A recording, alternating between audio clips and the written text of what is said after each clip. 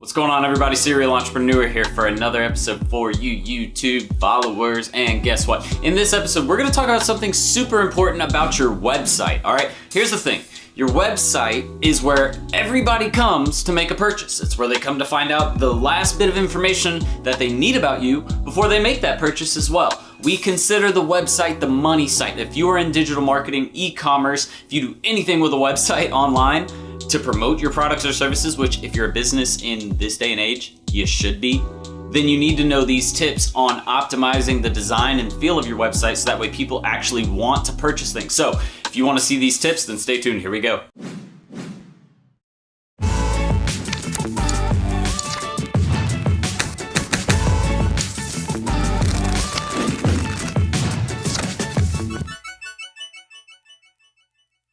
All right, everybody. So like I said in the intro, we're going to go through some tips to optimize your website. All right. These are things that you should consider when you're first starting to build your website. But if you've already got your website built and you just need to make some changes, then this video still will be helpful for you. So let's go into those really quick. And the first and foremost, or the first most important thing with creating a website and optimizing it to be user-friendly, get higher conversion, have people stay on your website longer, the first thing you have to do, as I always say in anything else in digital marketing, is to create a plan. Okay, so you don't just go out and say, all right, we're going to build this website. Well, you need to look at your site and say, okay, first thing I recommend you do is go look at your competitors and any competitors in the industry. So your direct competitors, ones in your local market, if you're local, or in your national market, regional market, whatever. And then the ones all across the world who just have the best sites out there with regards to that specific niche or industry. And the reason why is because they're already doing something that is working, right? If they're the best in the industry, they already have something out there that's working. All right, you never need to reinvent the wheel with marketing. Yes, you do need to come up with new and innovative ideas, but when it comes to optimizing a website and getting everything done, websites have been around since the internet was basically started. So, we've worked on this a long time. You guys understand that, a website has to look a specific way nowadays, right? It can't look like it did in the 1990s, that's for sure. All right, so create your plan, find out what the competitors are doing, find out how you want your website to look, how you want it to feel, what kinds of call to actions you want, which is going to lead into point number 2. But we'll get to that in a second. But again, it's the look and feel of it, how you want people to engage with the site is going to be super important. And then what features you want on the site. Do you want a blog on there? Do you want a video or a vlog section on there? Do you want a free tutorial section or a resources section that has everything that they'll need to know? There's a bunch of different things that you can put on the website, so understanding that stuff up front is going to help you get a better result. And again, like I said, the second thing that you're going to want to improve is your call to actions on your website. So the first thing you need to do is, if you're not getting any leads, if you're not getting much traffic or people engaging with the content on your site or the services or products on your site, then you probably don't have the right call to actions in place. So you'll want to look at, number one, where your call to actions exist. Do you have them on the homepage? Are they above the fold? Do you guys know what above the fold means? Basically, above the fold, let me go into that really quick because I don't want to lose you here. Above the fold just means before you scroll down, right? It's the very first thing you see when you come to a website before you scroll. So do you have anything above the fold?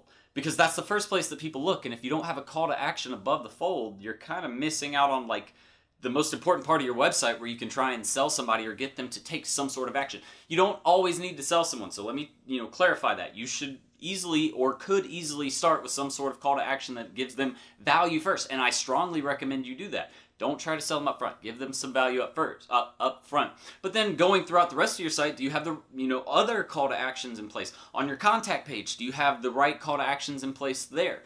Do you have somewhere for them to subscribe to your email list? And if you do, what's the call to action say? What does the copy say? Are you just saying, hey, subscribe and we'll send you some shit? Or are you saying, hey, subscribe and we'll give you this download that has helped 15 other people get this kind of result? Right? So that's what you have to focus on your call to actions, because that's what's going to get people to download things, subscribe, or give you their information so that way you can retarget them or remarket to them later.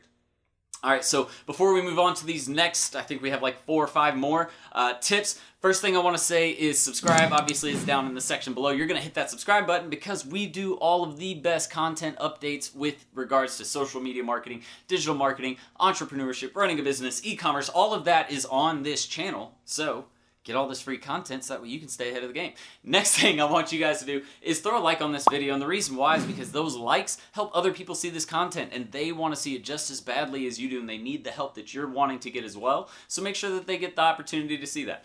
Last thing I want you to do is leave a comment down there and let me know what you want to learn about web development, web design, call to actions, getting conversions on a website, analytics for a website. If you want to learn anything about that kind of stuff, write something specific in the comments below so that way I can put a video together for you guys. All right, so let's move on. Next thing we're going to talk about is number 3, and it's don't clutter your pages. All right, so a lot of people get to a website and they start building stuff and they just throw 5,000 photos on the home page, and they put, you know, a whole photo album together, which no one ever looks at, by the way. Do not put a photo album on your site. Like, it's just not worth it. It's a waste of time, waste of space, and it makes your site load slower because most people don't even compress their images, which we're going to talk about images as well, so stay tuned for that. Well, in this episode, stay tuned, just don't go away. But anyways, you guys get what I'm saying. Don't clutter your pages. Don't throw a crap ton of text. I swear to God, I got this guy who sent me his page the other day. He sent me his website, and I looked at it, and the only thing on it was text. The only image I saw was to a broken image or a broken link. You know, that little like, oh, a page is broken? That's the only image I saw on the whole website, okay? So do not clutter your site with a bunch of text. People don't like text. They like video. They like images. That's what makes them, you know, attracted to a website. Obviously, you're going to have some text, but just make sure it's in the right place and it does the right thing and it has the right call to action and it triggers an emotion of some kind. That's what they really want to see. And if it gives them value, then it doesn't bother them. But if you just throw a bunch of text on there, I guarantee you they're skimming right over that to just go look at the quick images or infographics where you have something that they actually care about. Fourth thing is we're going to make sure that there are always social media icons on the page. All right, there needs to be some social media. Now, let me stop you guys and give you a little tip, because back when I first started doing this, social media was becoming even more and more prominent. Websites, you know, were still not where they are today. And so people were putting social media icons at the top of their pages, like above the fold, at the very, very top. I wouldn't recommend doing that anymore. And here's my reasoning why, and here's a lot of other web developers' reasoning why. If you put the social media icons at the top, you're taking them away from your website, right? If they go to your website and then they see your social media pages and they click that and then they get away from your website, now they're searching through all your social media stuff, which that's great, but it doesn't really do anything for getting you a sale. Your sale content is all on the website, right? Your most important stuff should always be on your website because that's where they're going to buy stuff or get in contact with you or submit their information for a lead. So what I recommend is actually putting your social media icons down in the footer or maybe on a sidebar, maybe right below the fold, something like that, where it kind of moves with the sidebar. But most people are doing it in the footer now because people will scroll to the bottom, and most people know that social media icons are in the footer. So that's where they look, all right? So social media icons, make sure they're present. They do create engagement on your social media pages, which brings them back to your website if you're doing the right job. But again, it's not something you want above the fold. It's not a huge focus on your website. You know, people used to put like their feeds, like their news feed from Facebook. Don't do that crap anymore. That stuff doesn't look good. It doesn't usually work. Stay away from that kind of stuff. The fifth one we're going to talk about is having the right images. And this means, you know, a couple of things. Number one, what it means is that you want images that portray your business, right? So a big thing that you guys probably have noticed, and it comes down to like a Facebook page, they will actually put a picture of like a house as their profile picture instead of like their logo or something relative to their business. Like, yes, a house, if you're a realtor, is relative to your business, or, you know, it relates to your business, but it's not your business, right? It doesn't have anything to do with your brand or who you guys are. Same thing applies to your website, all right? You don't just want random pictures all over the place. You know, they should be thought out. Obviously, a real estate agent is going to have pictures of homes on their website. But if you're going to use, say, for example, images of your team, you should use images that portray your team in a positive manner or in a positive light. They should, you know, be dressed up or, you know, represent the brand how it is built or how it portrays their message to its audience. That's the words I'm looking for. You want it to relate to the audience. So if you're a fun and energetic type of business, you should have fun and energetic type of clothes. You guys see my little Hawaiian shirt? I bought this because I actually just got back from the Florida Keys, which are some islands off of the coast of Florida. Really, really fun. We did some lobstering, some fishing, some boat riding, hanging out, some drinking and partying with friends and family. It was a great, great time. But again, that's what this life gets you guys. So real quick, before we keep going through the rest of these, I want to make a quick note. If you want this kind of lifestyle, it's something you can easily have yourself. All you have to do is get started. Start doing something in internet marketing online. You don't have to go work a 9-to-5 for a boss anymore because there's so much opportunity, but you guys don't understand how much opportunity there is. You can make a business or an online course or an online personal brand or channel out of basically anything these days. So if you're interested in something like that, check out SerialEntrepreneur.academy. It's going to be right down here in the bottom. It's also in the description. We have our free training, all of that stuff. Check the description for real. That's where all the cool stuff is. Like these videos, they're great. Yes, I give you a bunch of information, but there's even more down in the description. They're in the description. I'm just kidding. In the description. So there always is. So make sure you're checking down there. Anyways, let's get back to this. The last thing I want to say about images, you guys get it, make it related to your business, make it, portray your business in a positive manner. But the other thing that a lot of people mess up on is compressing their images. I just had a real estate client that I took on that had full-size images on every page of their website. All right, this is a real estate agent. They do hundreds of homes every year.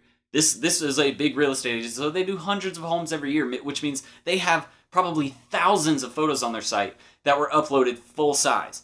All right, do you know what that does to site loading speed, the rendering of the site? When someone clicks enter, it should load like that, right? That's what people expect nowadays. Well, if you have images all over your site and they're not compressed before you upload them, you're missing out on a really big thing, because it's going to kill your site load speed, which means more people are going to leave your site quicker. They're not even going to let the page load before they get to view the content that's on there.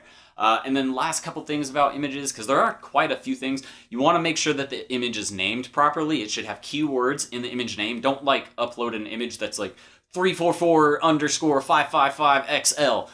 Don't do that. That doesn't do anything for search engines. Search engines look at the names of these photos and say, okay, this photo is named dog sitter. All right, well, if it's a dog sitting site, that makes perfect sense. All right, that lets Google know, okay, this photo's about dog sitting. This is a dog sitting site. When people search dog sitting on Google, we're going to push this site to the front. Does that make sense? That's all SEO is. It's using a multitude of things, but that's how images relate to SEO with regards to your website. So make sure you're naming them properly, make sure they're compressed, make sure they're high quality, make sure they represent your business, make sure they have alt text. There's all kinds of stuff you guys need to make sure about images. Trust me, they're huge.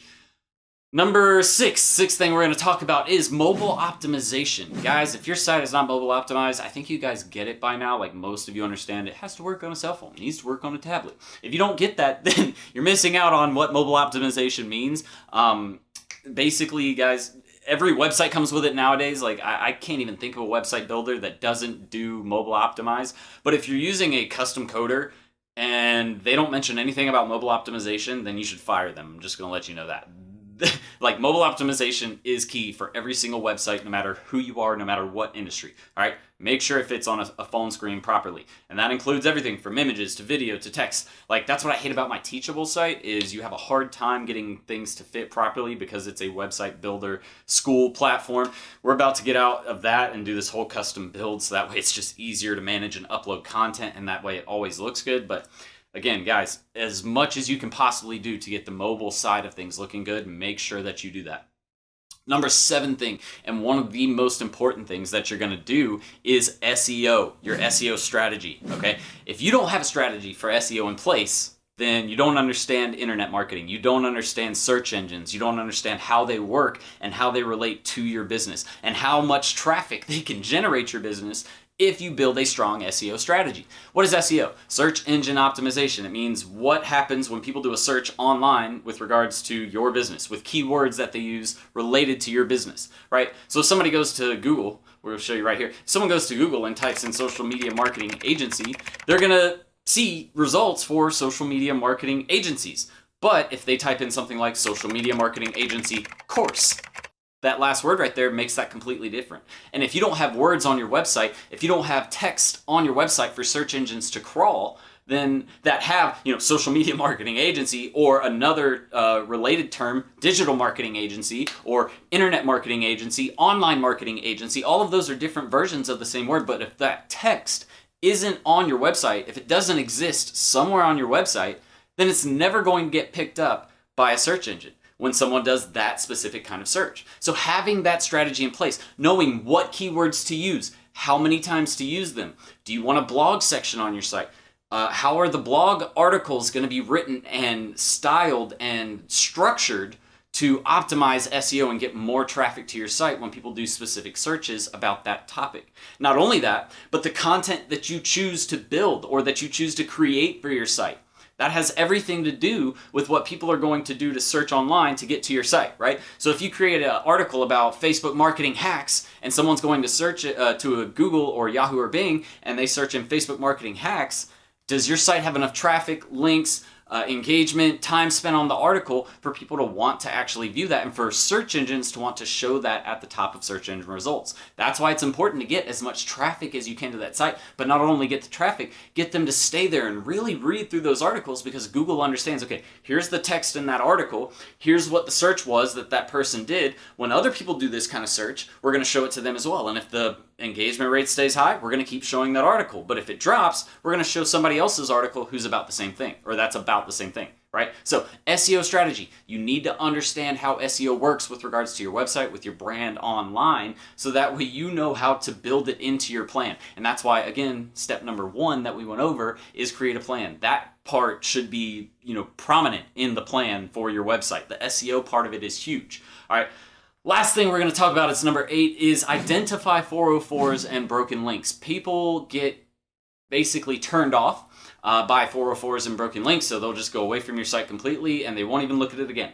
It also adds to a negative score. So if you have those links, or if they're repeating, or if they're broken, search engines can read that and say, okay, this is broken, nobody's going to it, it's only causing a high bounce rate, people aren't staying on it very long, so we're going to rate the whole site a little bit more negatively because of the fact that they have broken links. Make sure that those are getting updated and removed if need be as much as possible, so that way you don't have those complications with search engines.